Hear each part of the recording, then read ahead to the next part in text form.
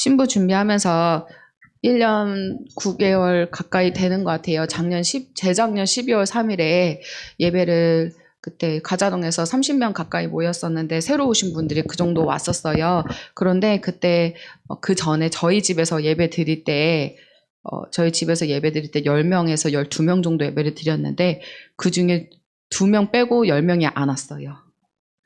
12월 3일에 정말 신기하게 2명 빼고 안 왔어요. 10명은 아니군요. 저희 가족까지 포함이니까 박기래 권사님 그리고 저기 소영자매 빼고 저희 가족 4명 빼고 나머지는 안 왔어요. 그 이후로 떨어져 나갔어요. 너무 참 신기해요. 어떻게 딱 그날 약속한 것처럼 서로 입을 맞춘 것처럼 그렇게 안 나올 수 있을까.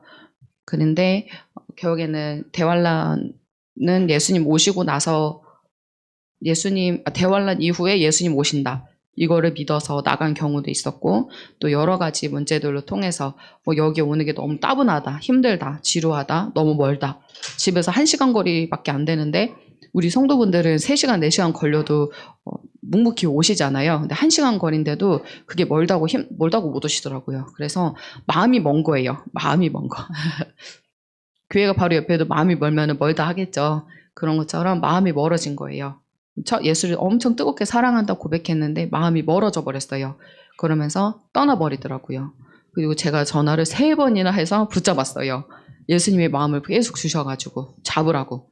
그래서 잡았는데 그분도 오고자 다시 마음을 고쳤는데 다시 또 이제 마귀가 못 가게 만드는 거예요. 못 가게 생각을 잡고 마음을 잡으니까 그걸 그냥 따라서 안 오시게 됐고 결국에는 예복도 없어지는, 예복이 벗겨지기 전에 마지막으로 통화를 했었어요. 그때는 예복이 그렇게 빨리 안 벗겨지고 1달 정도 더 있다가 벗겨지기 때문에 그 사이에 예복이 점점 어두워지는 거를 보고 있잖아요. 목사님도 영적 점검 해보면은 그분이 점차 예복이 어두워지고 있고 벗겨지게 생겼다는 걸 아시고 저도 같이 점검해 보면서 그러면 마지막으로 한 번 더 붙들어 봐야겠다. 이제 벗겨지면 언제 입을지 모르기 때문에 기도하면서 전화해야겠다 했는데 이제 그분과 사이는 좋아요. 좋은데 인간적으로는 좋은데 우리 가는 길에 있어서 이게 마귀가 장난을 치니까 이 길을 같이는 못 가게 하더라고요.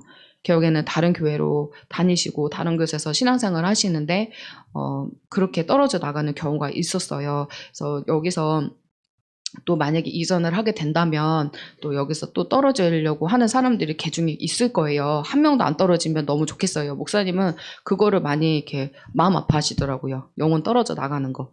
다른 교회 목사님들도 마찬가지일 것 같아요. 영혼들이 떨어져 나가면 얼마나 마음이 아프겠어요. 여기까지 정말 힘써서 같이 왔는데 같이 연단받고 같이 환난을 겪으면서 같이 이렇게 즐겁게 예배드리면서 주님께 손들고 서원하면서 여기까지 왔는데 떨어져 나간다 그러면 정말 가슴 아픈 일이에요.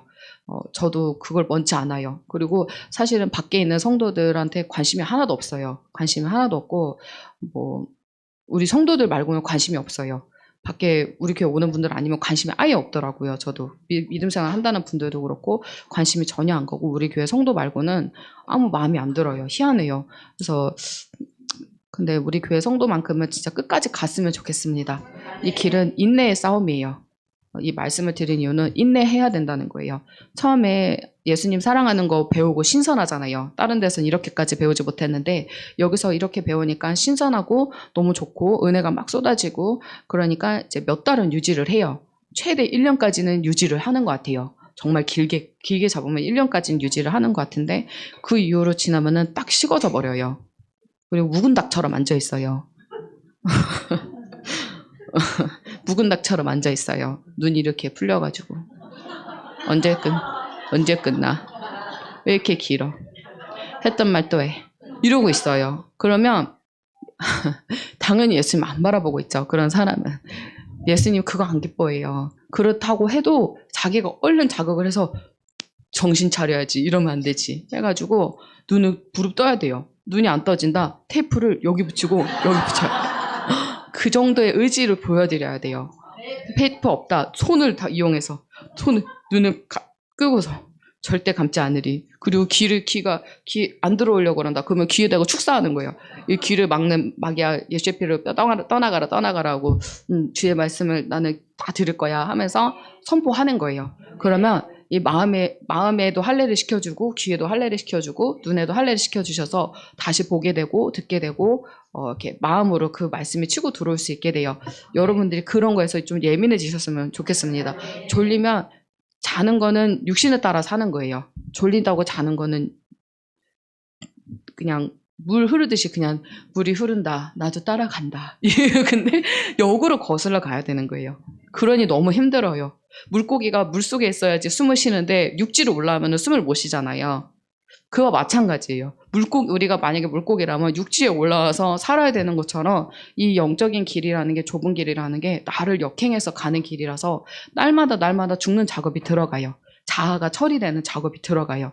많이 보니까 처음에는 여기서 연단을 잘 못 받아가지고 부대껴 하고 사람끼리 이렇게 사람끼리 부대껴서 힘들어하고 또 그런 걸로 말이 나오고 그랬는데 지나고 가면서 그런 사람들조차도 점점 변화돼서 하나님의 사람으로 변화되어지고 또 입을 함구하게 되고 오히려 훅는 그런 사람들이 많아지더라고요. 그래서 우리도 부시럭 하지 마세요.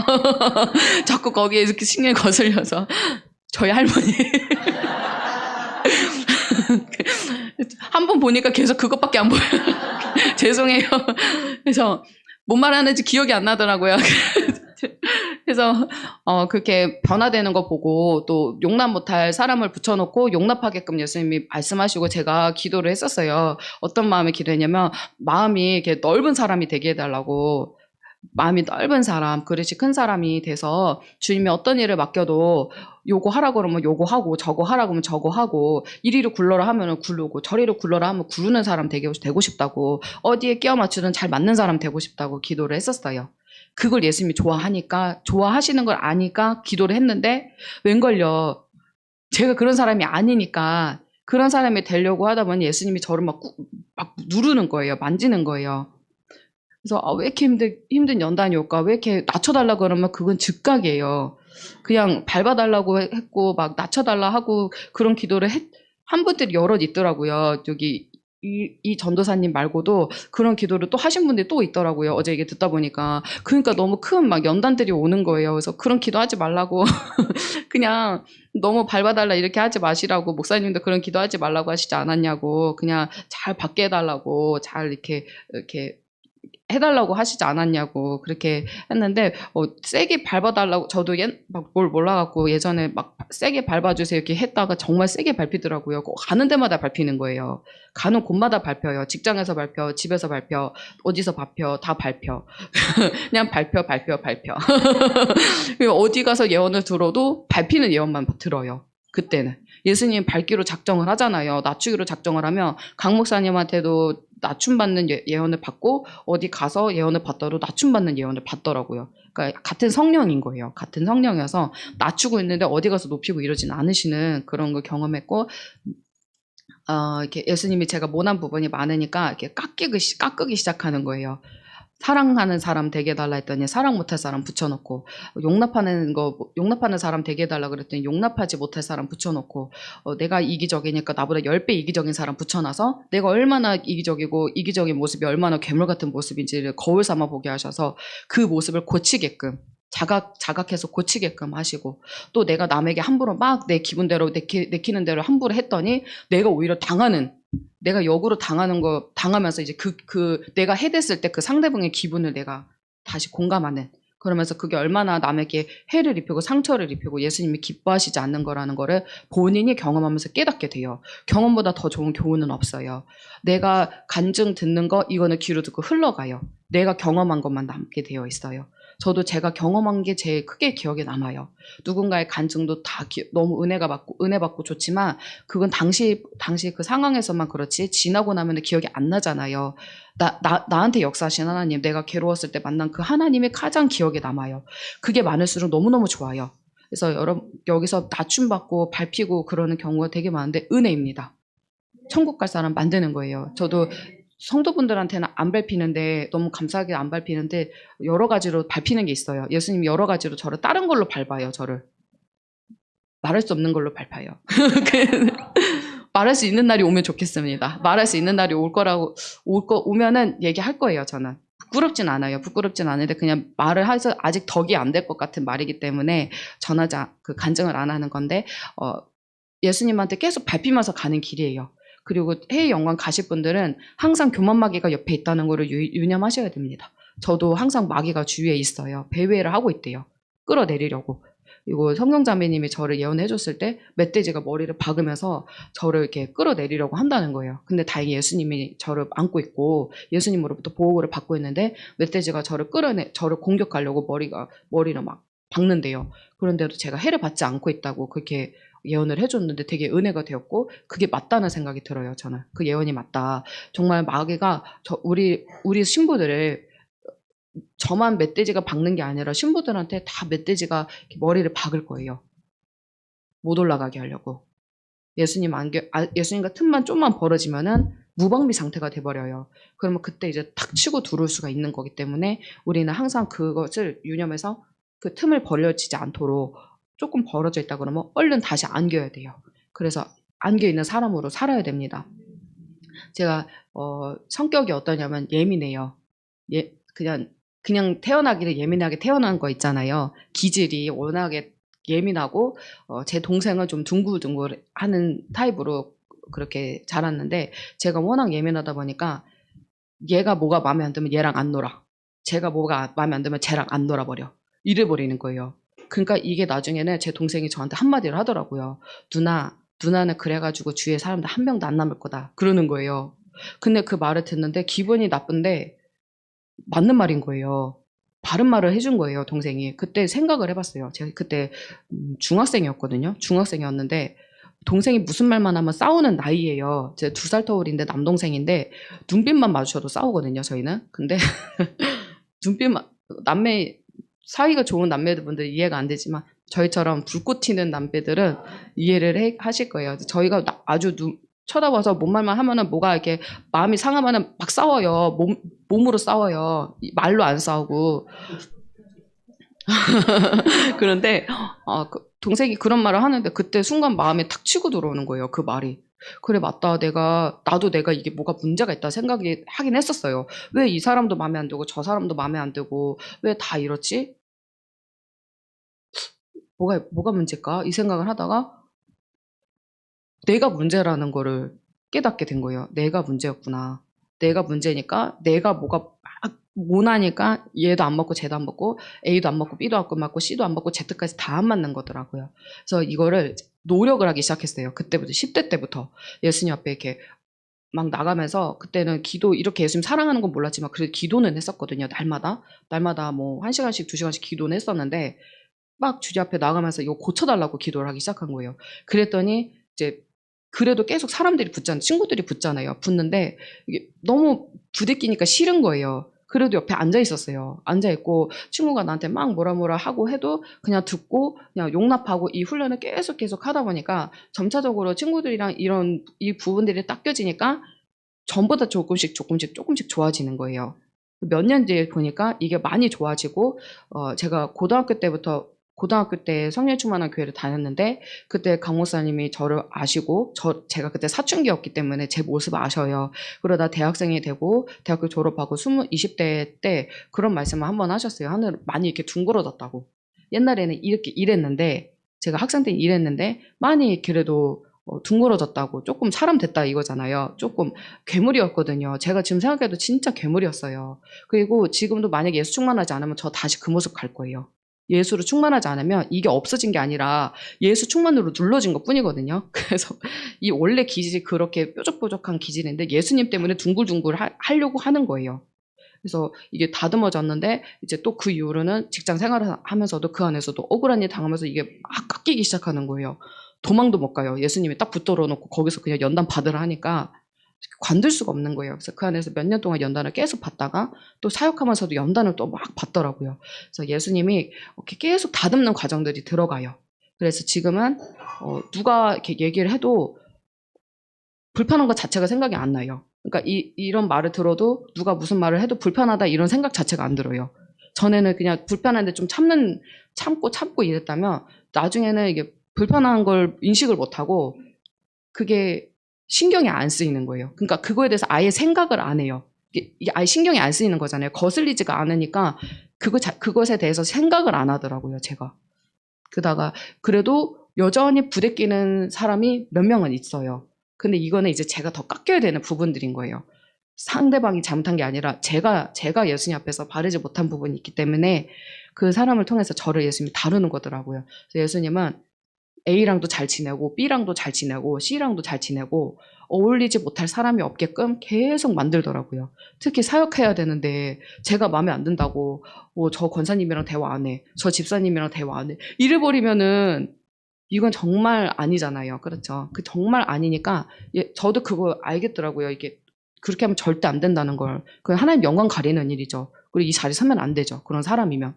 그래서 예수님한테 이거를 계속 다듬고 힘들어도 다듬고 있는데 때로는 지치더라고요. 이거 훈련 그만하고 싶다. 나도 그냥 해대고 싶다. 이런 생각이 들고 나 그냥 때려치고 싶다. 이런 생각도 가끔 제정신 살짝 돌아와서 그런 생각 한 1, 2분 할 때도 있어요. 그래도 다시 예수님의 정신을 찾아가지고 또 다시 예수님 그냥 다루심 받을게요. 그래서 또 무슨 이상한 소리 듣거나 이러면 그 순간 이젠 생각을 해요.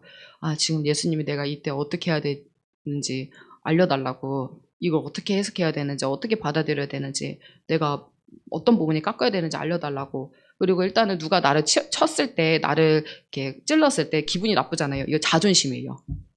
딱 찔렀을 때 이게 있으면은 딱 고개가 들어지는 게 있으면 이거 자존심인 거예요. 다 각자 약한 부분이 있거든요. 약간 이게 뭐라 그러지? 무슨 버튼이라고 하는데? 발작 버튼이라고 하나? 그래서 이게 딱 치면 이게 딱 누르는, 근데 예수님 그거 딱 건드려요. 발작 버튼들을 예수님이 고쳐 나가는 거예요. 그래서 발작하는 게 없도록. 예수 믿는 사람들이 발작 버튼이 없어야 돼요. 그냥 찔러도 박종환 목사님이 이렇게 딱 찔렀는데 가만히 이러고 계신 거예요. 저기 선교사님이 박종환 목사님한테 한번 이렇게 했나 봐요. 장난으로. 그러면은 야 이놈아 이럴 수 있잖아요. 아들이 그랬으니까. 근데 가만히 있는 거예요. 그랬더니 박문호 선교사님이 아빠 많이 죽었다. 아빠 많이 죽었다 하면서 요동함이 없는, 근데 우리가 진짜 누가 이렇게 발작 버튼을 눌러도 발작 버튼 자체가 없어져야 돼요. 그게 성화되는 거예요. 성화되는 거.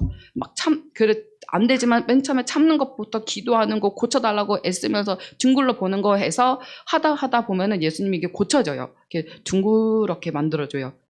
말랑말랑하게 만들어줘요. 그러면은 여기 가서도 잘 어울리고 저기 가서도 잘 어울리고 그냥 잘 융화되게끔, 주인공이 되는 게 아니라 밑에 있지만 제일 아래에 있지만 잘 이렇게 어울리는 그런 사람으로 만들어 주셔요.